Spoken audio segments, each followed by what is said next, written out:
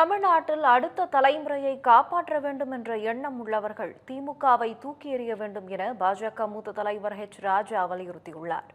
சிவகங்கை மாவட்டம் நகரம்பட்டியில் நடைபெற்ற வாளுக்கு வேலி பிறந்தநாள் விழாவில் அவரது சிலைக்கு மாலை அணிவித்து மரியாதை செலுத்திய பின் ராஜா அளித்த பேட்டியை தற்போது பார்க்கலாம்.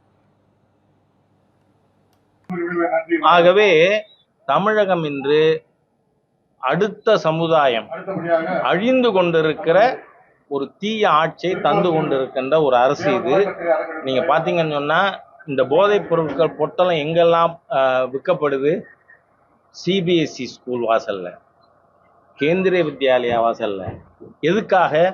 நம்ம IAS officer, IPS officer, doctors, engineers, lawyers, chartered account, இந்த மாதிரியாக தி கிரீம் ஆஃப் எலைட் அவங்களோட குழந்தைகளை நாசம் பண்ணிட்டோம்னா தமிழ்நாடு அடுத்த தலைமுறை நாசம் பண்ணிடலான்னு. அதனால தமிழ்நாட்டின் அடுத்த தலைமுறையை காப்பாற்ற வேண்டும் என்ற எண்ணம் உள்ள அனைவரும் இந்த தீய திராவிட முன்னேற்ற கழக ஊழல் போதை அரசாங்கத்தை தூக்கி எறிய வேண்டும்.